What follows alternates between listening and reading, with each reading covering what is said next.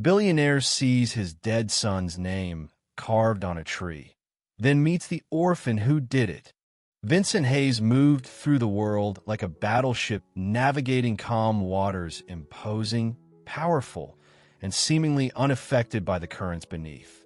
As the founder and CEO of Hayes Construction, one of the largest development firms on the East Coast, he had reshaped skylines, built communities, and amassed a fortune that placed him firmly in the billionaire echelon. His suits were immaculate, his handshake firm, his decisions swift and decisive. But beneath the armor of success, Vincent carried a weight that no amount of steel and concrete could counterbalance. The crushing grief of losing his only son, Liam. 5 years. It felt like both a lifetime and an instant since the accident. 5 years since the phone call that had shattered his world, the sterile white of the hospital, the incomprehensible finality of it all. Liam, his bright, vibrant 17-year-old son, gone in the screech of tires and the crunch of metal. The official report cited excessive speed by the other driver, a tragic, senseless collision on a sunny afternoon. Since then, Vincent had thrown himself into his work with a ferocity that bordered on obsession. Hayes Construction expanded, profits soared, but the man at the helm felt hollowed out. His marriage, already strained by his demanding career, hadn't survived the shared trauma. Eleanor had moved to California a year after Liam's death, their grief manifesting in different, incompatible ways. Now, his sprawling penthouse apartment, filled with expensive art and offering panoramic city views, felt less like a home and more like a gilded cage, echoing with silence and the ghost of his son's laughter. He rarely allowed himself moments of unstructured time, finding solace only in the demands of blueprints, negotiations, and site inspections. But today was different. An unexpected cancellation had left a gaping hole in his afternoon schedule. Restless and unwilling to return to the empty penthouse, he found himself directing his driver towards Elmwood Park, an old, sprawling green space on the edge of the city, a place he hadn't visited in years. Elmwood was where Liam had learned to ride his bike, where they'd thrown frisbees and flown kites. It held memories, sharp and poignant, that Vincent usually kept locked away. He dismissed his driver, needing the solitude, the anonymity. He walked along the familiar paths, the late afternoon sun filtering through the canopy of ancient oaks and maples. The park was quiet, mostly deserted on this weekday afternoon. The air smelled of damp earth and decaying leaves, a scent intertwined with memories of happier times. He felt a familiar ache in his chest, the dull throb of grief that was his constant companion. He walked aimlessly, letting his feet lead him, lost in a haze of remembrance and regret. Vincent found himself drawn towards a particularly massive oak tree near the park's western edge. He remembered this tree. Liam had called it the Guardian Oak when he was small, convinced it watched over the entire park. It stood sentinel on a slight rise, its thick, gnarled branches reaching towards the sky like protective arms. As he approached, something caught his eye on the trunk about 5 feet off the ground. It was a carving, relatively fresh compared to the ancient bark. Someone had etched letters into the wood. Curiosity, a rare emotion for him these days, pulled him closer. He stopped, his breath catching in his throat. The letters were uneven, clearly carved by an unsteady hand, but the name was unmistakable. Liam Hayes. Beneath the name, more words, smaller, almost hesitant. "Thank you for saving me." Vincent stared, his mind struggling to comprehend. Liam's name, here, on his guardian oak. And those words, "Thank you for saving me." What did they mean? Who could have carved this? Liam's death was a tragedy, an accident, a senseless loss. No one had ever spoken of him saving anyone. The police report, the news articles, The condolences, they all spoke of loss, of potential cut short, of a driver's recklessness. Never heroism, never sacrifice. He reached out a trembling hand and traced the letters of his son's name. The bark felt rough beneath his fingertips. He sank onto the grass at the base of the tree, the carefully constructed walls around his grief crumbling. Tears, hot and unexpected, welled in his eyes and streamed down his face. He didn't bother to wipe them away. Who? Who knew something about Liam's death that he didn't? Who felt indebted to his son, enough to leave this secret message on this old tree? The carving wasn't malicious. It felt like a tribute, a whispered secret shared with the silent wood. But it opened a wound Vincent thought had scarred over, exposing raw, agonizing questions. He sat there for a long time, the late afternoon sun slanting through the leaves, casting long shadows across the grass. The sounds of the distant city faded. There was only the rustling leaves, the chirping of a lone bird, and the heavy beat of his own grieving heart, now pierced by a shard of mystery. He wept for his son, for the years they wouldn't have, and for the unanswered question etched into the bark of the guardian oak. What did it mean? Lost in his grief, Vincent didn't hear the soft footsteps approaching on the grass. He was startled when a small, hesitant voice spoke near him. "Mister, are you okay?" Vincent looked up, blinking away tears. Standing a few feet away was a young girl, perhaps 10 or 11 years old. She was small for her age, with large, watchful brown eyes and dark hair pulled back in a simple ponytail. She wore clean but faded jeans and a worn sweatshirt, clutching a small, battered backpack to her chest. There was a cautious curiosity in her expression, mixed with a hint of worry. He quickly wiped his eyes with the back of his hand, embarrassed to be seen in such a state, especially by a child. "Yes, I'm all right, thank you," he managed, his voice rough. The girl didn't leave. She shifted her weight, her gaze flicking from Vincent's face to the carving on the tree trunk behind him, then back again. She seemed to understand what had caused his distress. "You're sad about the name?" she stated, her voice quiet but clear. Vincent nodded, unable to speak for a moment. He looked at the girl more closely. There was a seriousness about her, an old-soul quality in her eyes that seemed unusual for her age. "Yes," he finally said. He was my son." The girl's eyes widened slightly, a flicker of understanding, maybe even recognition, passing through them. She took a tentative step closer, her gaze fixed on the carving. "I know," she whispered. Vincent frowned, confused. "You know." The girl nodded, her small hands tightening on her backpack straps. She looked down at her worn sneakers for a moment, gathering her courage. Then, she looked back up at Vincent, her brown eyes meeting his directly. "I carved it," she said, her voice barely audible but carrying clearly in the quiet park. "I carved his name." Vincent stared at her, stunned into silence. This small girl? She was the one who had etched Liam's name, the mysterious message, into the tree? Why? How did she even know Liam? "You?" he asked, his voice hoarse with disbelief. "But why? Did you know my son?" The girl nodded again, a single tear tracing a path down her cheek, mirroring the ones he had just shed. "Yes," she whispered. "He saved my life." The words, echoing the carving, hit Vincent with renewed force. He felt dizzy, the world tilting slightly. He looked from the tear-streaked face of the young girl to the raw letters on the tree and back again. This child held the key, the answer to the question that had consumed him since he'd spotted the carving. He needed to know. He had to know what she meant.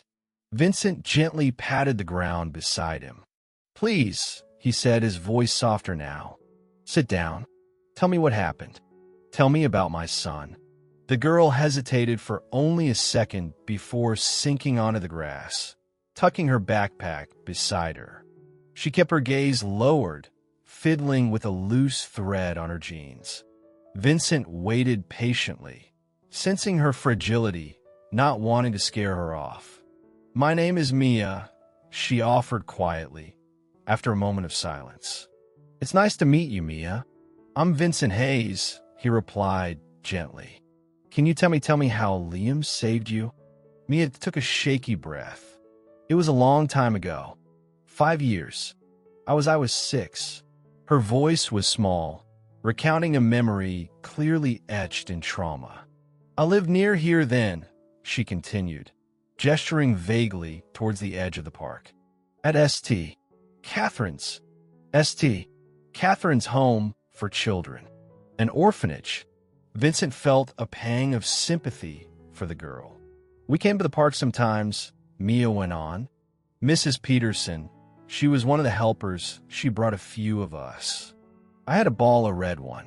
She paused, swallowing hard. It bounced into the street. Vincent listened intently, his heart beginning to pound. "I wasn't supposed to go," Mia whispered, guilt coloring her tone even after all these years. "But it was my favorite ball. I ran after it. I didn't look." She closed her eyes tightly, as if reliving the moment. "There was a truck, it was coming fast. I heard the horn, I just froze." Tears began to slip from beneath her closed eyelids. And then, Vincent prompted softly, barely breathing. "And then someone pushed me, really hard. I fell back onto the grass on the curb." Mia opened her eyes, looking directly at Vincent now, her gaze filled with the raw memory of terror and confusion. "It was him, Liam, your son." She pointed a small, trembling finger towards the street bordering the park. "He pushed me out of the way, but the truck hit him." The world seemed to spin around Vincent. Liam hadn't been in the car that sped through the intersection. He had been a pedestrian. He had been here, near the park. He had pushed this little girl out of the path of an oncoming truck. He hadn't just been a victim. He had been a hero. "The police, they talked to the truck driver," Mia continued, her voice thick with tears. "They talked to Mrs. Peterson, but I couldn't talk. Not for weeks. When I tried, the words wouldn't come out. They said I was too little, too shocked. They didn't know what Liam did." It made a horrible kind of sense. Adults focusing on the mechanics of the accident, the truck driver's statement, the physical evidence. Liam, tragically, likely died instantly or soon after impact. The crucial detail, the reason he was in the street, was lost in the chaos and Mia's trauma-induced silence. "I never forgot," Mia whispered, looking back at the carving. "He saved me. I wanted to say thank you.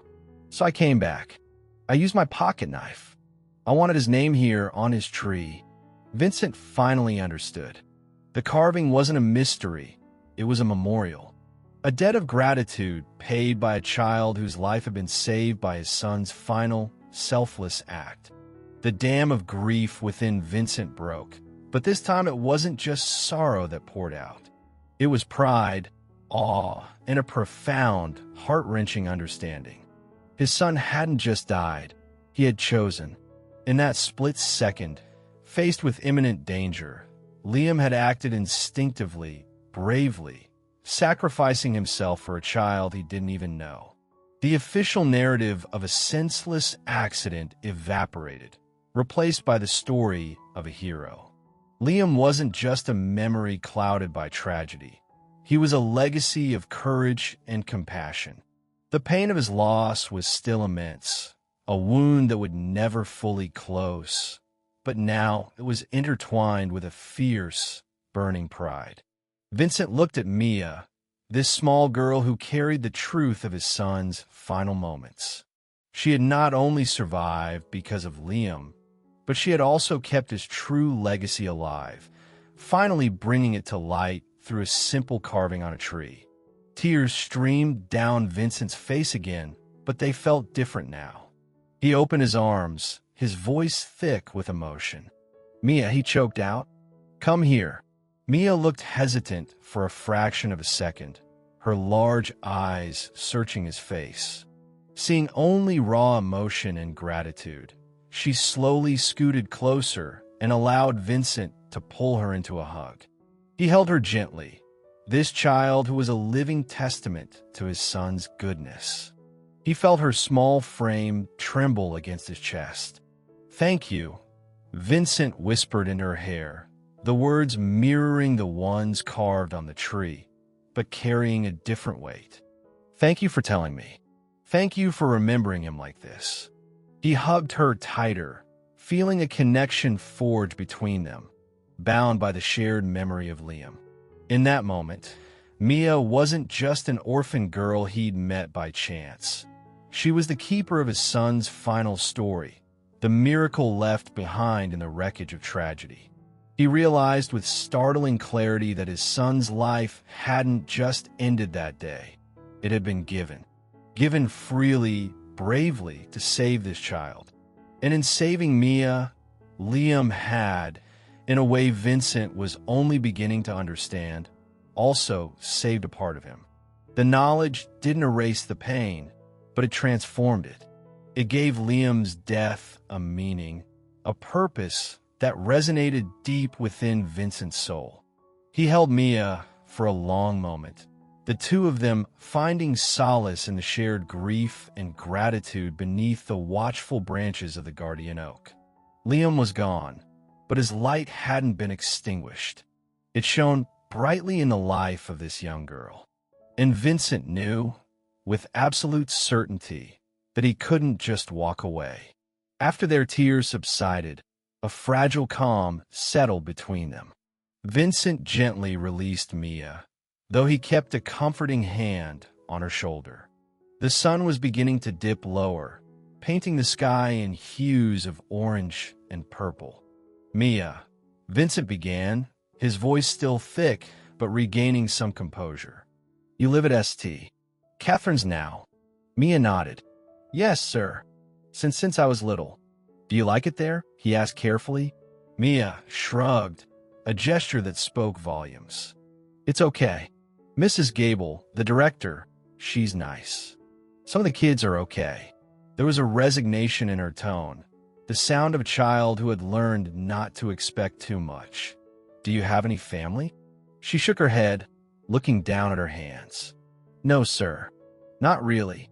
My mom, she couldn't take care of me." Vincent's heart ached for her.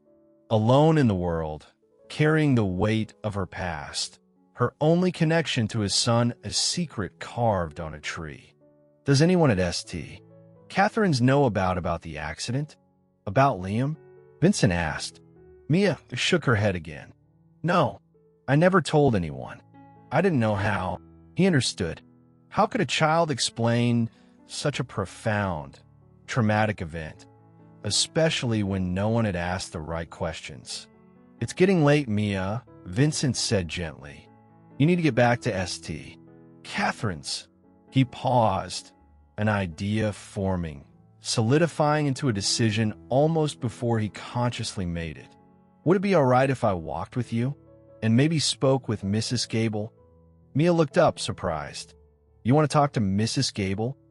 "Yes," Vincent confirmed. "I'd like to thank her and the home for taking care of you. And I'd like to talk about how I might be able to help." He wasn't sure exactly what that meant yet, but he knew he couldn't let Mia drift back into anonymity. She was linked to Liam, linked to him now. Mia considered this, then gave a small nod. "Okay." They stood up, brushing the grass and leaves off their clothes. Vincent felt a strange sense of purpose as they began walking towards the park entrance, the small girl beside him matching his steps. He glanced back at the guardian oak, the carving now partially obscured by shadow, a silent promise hanging in the cooling air. The walk to St. Catherine's wasn't long. It was a large, older brick building, clean and well-maintained, but undeniably institutional. As they approached the entrance, Mia seemed to shrink back slightly, her earlier confidence fading. "Mrs. Gable is probably in her office," she murmured. Vincent gave her shoulder a reassuring squeeze. "It'll be all right, Mia. Wait here for a moment." He went inside, finding the reception area quiet. He explained who he was and asked to see the director. A few minutes later, a kind-faced woman with graying hair and intelligent eyes emerged from an office. "Mr. Hayes? I'm Martha Gable, the director. What can I do for you?" Her expression was polite, but held a professional wariness. Billionaires didn't usually show up unannounced at her doorstep. "Mrs. Gable," Vincent began, choosing his words carefully. "I was just in Elmwood Park, and I met one of your residents, a young girl named Mia." Mrs. Gable's expression softened slightly. "Oh, Mia? Yes. A quiet girl, very resilient. Is everything all right?" "Everything is complicated," Vincent said honestly. "Mia shared something with me today, Mrs. Gable. Something about my son, Liam, who died 5 years ago. It seems Liam saved Mia's life the day he died." Mrs. Gable looked utterly stunned, her hand flying to her mouth. "Save her life? But the accident we never knew." "Neither did I, until an hour ago," Vincent confirmed. "Mia was too traumatized to speak about it at the time." He briefly explained what Mia had told him. Mrs. Gable listened, her eyes filling with tears. "Oh, that poor child. Carrying that all this time. And your son, Mr. Hayes. I am so deeply sorry for your loss. But what a remarkable young man he must have been." "He was," Vincent agreed, his voice thick. "Mrs. Gable, I feel indebted to Mia for sharing this, for honoring my son. I want to help her. I don't know how yet, but I can't just walk away." Mrs. Gable studied him, her gaze shrewd but compassionate. "Mr. Hayes, Mia is a ward of the state. Helping her isn't always simple. But perhaps we can talk more? Come into my office." Vincent knew this was just the first step on a long, complex road. But as he followed Mrs. Gable, leaving Mia waiting nervously in the reception area, he felt a flicker of hope, a sense that perhaps, out of the depths of his grief, something good could finally begin to grow. The conversation with Martha Gable was the beginning of a process far more complex than Vincent could have initially imagined. He couldn't simply shower Mia with gifts or set up a trust fund and walk away. Mrs. Gable made that clear. Mia was a ward of the state, and her well-being was subject to oversight and regulations. Vincent, however, found himself wanting more than just to provide financial support from a distance. The connection he felt to Mia, forged through their shared link to Liam, was profound. He saw her quiet strength, her resilience, and the lingering sadness in her eyes. He wanted to offer her stability, opportunity, a chance at the kind of life Liam's sacrifice had preserved. Gradually, the idea of becoming her legal guardian began to take root. He hired the best family law attorneys, who navigated the intricate legal pathways. This involved petitions, declarations, and interfacing with the state's child protective services. A social worker, a kind but thorough man named David Henderson, was assigned to the case. Mr. Henderson visited Vincent's penthouse, his eyes taking in the opulence with professional neutrality. He interviewed Vincent extensively, probing his motivations, his understanding of childcare, his support systems, and how he planned to adapt his demanding lifestyle. He asked difficult questions about Vincent's grief, his relationship with his ex-wife, and why, after 5 years of isolation, he suddenly wanted to take in a child. Vincent answered honestly, laying bare his grief, but also the new sense of purpose Mia had given him. He spoke of Liam's heroism and his desire to honor that legacy by caring for the girl his son had saved. He acknowledged his demanding career, but outlined concrete plans for adjusting his schedule, ensuring he could provide a stable, present home life. Mr. Henderson also spent significant time with Mia at St. Catherine's, observing her, talking to her gently about her past, her feelings about Liam, and her thoughts on potentially living with Mr. Hayes. Mia, initially shy and overwhelmed, slowly began to express a cautious hope. The idea of leaving the orphanage, of having a home, a person, was both thrilling and terrifying. She liked Mr. Hayes. He was sad, like her sometimes, but he was kind and he understood about Liam. Background checks were conducted on Vincent, his staff, anyone who would have regular contact with Mia. His penthouse was evaluated for child safety. It was a rigorous, often intrusive process, but Vincent complied without complaint, driven by his growing determination. There were moments of doubt. Could he, a man deep in middle age, accustomed to solitude and boardrooms, truly provide what this young girl needed? Could Mia adjust to his world, so vastly different from everything she had ever known? He saw the fear flicker in Mia's eyes during some of their visits, the way she sometimes withdrew into herself, and his resolve wavered. But then he would remember the carving on the tree, the story of Liam's bravery, and the undeniable connection he felt to this child. He pushed forward, attending parenting classes recommended by Mr. Henderson, reading books on child development and trauma, preparing himself as best he could. Finally, after several months, countless interviews, and stacks of paperwork, a court hearing was scheduled. Vincent sat beside Mia, her small hand nervously clutching his. Mrs. Gable and Mr. Henderson both provided positive recommendations to the judge. Listening to the formal proceedings, Vincent felt a profound sense of responsibility settle over him. When the judge finally approved the guardianship petition, granting Vincent legal responsibility for Mia, relief washed over him, quickly followed by the daunting reality of what lay ahead. He looked down at Mia, whose eyes were wide with a mixture of apprehension and dawning joy. He squeezed her hand gently. Their new life was about to begin. Bringing Mia home was both joyous and profoundly strange. The sprawling penthouse, once a symbol of Vincent's solitary success, suddenly felt cavernous and ill-equipped for a child.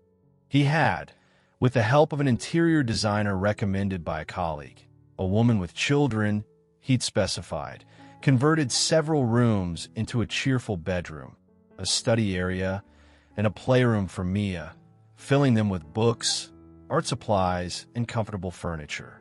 Yet, seeing Mia standing hesitantly in the grand marble entryway, dwarfed by the scale of it all, Vincent felt a pang of uncertainty. The first few weeks were an adjustment period for both of them. Mia was quiet, observant, and meticulously tidy, habits ingrained by years in institutional living. She was overwhelmed by the choices: clothes, food, activities, and often deferred to Vincent, unsure of how to express her own preferences. She explored the penthouse cautiously, as if afraid of breaking something or overstepping an invisible boundary. Vincent, accustomed to a life dictated by schedules and business demands, found himself learning a new rhythm. He made a conscious effort to be home for dinner every night, canceling non-essential evening meetings. He learned about Mia's schoolwork, helped her navigate friendships, a new challenge for her, and discovered her quiet passion for drawing. He found himself asking about her day, listening to her hesitant stories, and slowly peeling back the layers of her reserve. There were awkward silences, moments of misunderstanding. Vincent sometimes struggled to connect, his parenting skills rusty after years of disuse. Mia sometimes retreated into silence, overwhelmed by the changes or triggered by unexpected reminders of her past. Grief was a shared undercurrent. Sometimes they would talk about Liam, sharing memories, Vincent recalling Liam's childhood antics, Mia quietly describing the boy who had pushed her from harm's way. These shared moments of remembrance became a crucial part of their bonding, acknowledging the person who connected them without letting his absence completely define their present. Slowly, tentatively, light began to filter back into Vincent's life. Mia's presence filled the silence. Her hesitant laughter during a movie night, the sight of her curled up on the sofa reading, the drawings she shyly presented to him, these small moments chipped away at the icy grief that had encased his heart. He wasn't just Liam's grieving father anymore. He was Mia's guardian, her protector, her family. Mia, too, began to blossom. Feeling safe and secure, perhaps for the first time in her life, she grew more confident. Her drawings became more vibrant, her laughter more frequent. She started expressing opinions, asking questions, even occasionally challenging Vincent. She made friends at her new school, joined the art club, and slowly began to shed the cautious shell she had lived in for so long. Vincent realized that Mia wasn't just a responsibility or a way to honor Liam. She was a gift. She had brought warmth, purpose, and unexpected joy back into his life. He was healing, not by forgetting Liam, but by embracing the future Liam's sacrifice had made possible for Mia, and indirectly for himself. The penthouse no longer felt like an empty cage. It was slowly, carefully becoming a home again. As Vincent and Mia settled into their new life, the memory of the carving on the guardian oak remained potent. Vincent often thought about that simple act of remembrance and gratitude. He wanted to create a more lasting, living tribute to Liam, something that acknowledged his final act of heroism and the enduring impact of his life. Given his background in building and development, the idea of creating something tangible, something rooted in the earth, appealed to him. He envisioned a place of peace and reflection, a counterpoint to the cold stone of Liam's grave marker. An idea began to form. A forest, a grove of trees planted in Liam's memory. He discussed the idea with Mia one evening. "Mia," he began, "I've been thinking about Liam and about how you remembered him on the tree in the park." Mia looked up from her drawing, her expression attentive. "I want to create something permanent," Vincent continued. "Something beautiful to honor him. I was thinking of planting trees. A lot of trees. A small forest, maybe a place people could visit, a place that would grow and live on." Mia's eyes lit up. "Trees? Like the guardian oak?" "Exactly," Vincent smiled. "We could call it the Liam Hayes Memorial Grove. What do you think?" Mia nodded enthusiastically. "I like it. Can I help?" "I was hoping you would," Vincent said. The project became a shared focus, another way for them to connect and heal. Vincent used his expertise and resources, identifying a suitable plot of land a few acres adjacent to a nature preserve just outside the city. It was neglected land, but with potential. He hired landscape architects and environmental consultants, tasking them with designing a diverse, sustainable woodland featuring native species. He involved Mia in the process. They looked at plans together, chose types of trees, sturdy oaks like the one in the park, maples that would turn brilliant colors in the fall, resilient pines that would offer green year-round. Mia, with her budding artistic talent, even drew sketches of how she imagined the pathways and benches might look. Overseeing the preparation of the land and the planting became a form of therapy for Vincent. Channeling his energy into creating life, fostering growth, felt profoundly meaningful. It was the opposite of the destructive force that had taken Liam. He visited the site regularly, sometimes alone, sometimes with Mia, watching the saplings being carefully planted, row upon row, felt like planting seeds of hope. Mia loved visiting the site. She would run along the nascent paths, touch the young trees, and talk quietly, sometimes to Vincent, sometimes, it seemed, to Liam himself. The forest wasn't just a memorial. It was becoming a place of connection, a testament to life continuing, growing, reaching for the light, even after loss. It was a promise Vincent was making to Liam, to Mia, and to himself that memory could be nurtured into something beautiful and enduring. A year after Vincent first saw the carving on the guardian oak, the Liam Hayes Memorial Grove was ready. What had been neglected land was now transformed. Hundreds of young trees stood in neat rows and gentle clusters, their leaves rustling in the breeze. Gravel paths wound through the grove, leading to simple wooden benches placed in quiet clearings. A discreet bronze plaque near the entrance simply read, "Liam Hayes Memorial Grove, in memory of a life given and a life saved." Vincent decided against a large public dedication. It felt more appropriate to keep it intimate. He invited only a few people: Mia, Mrs. Gable from St. Catherine's, and Mr. Henderson, the social worker who had played a crucial role in bringing him and Mia together. They gathered on a crisp autumn afternoon, the sunlight filtering through the young leaves, painting the ground in dappled patterns. The air was fresh, carrying the scent of earth and pine. It felt peaceful, hopeful. Vincent stood before the small group, Mia holding his hand tightly. He wasn't accustomed to public speaking outside of boardrooms, but today, the words came easily from the heart. "Thank you all for being here," he began, his voice steady. "A little over a year ago, I learned the true story of my son Liam's final moments. I learned that his death, while tragic, was not senseless. He died performing an act of incredible bravery, saving the life of a young girl." He squeezed Mia's hand, and she offered him a small, encouraging smile. "This grove," Vincent continued, gesturing around them, "is a tribute to Liam, not just to his memory, but to the spirit of compassion and selflessness he showed. Trees represent life, growth, resilience. They reach for the sun. They provide shelter. They endure." That felt like the right way to honor him.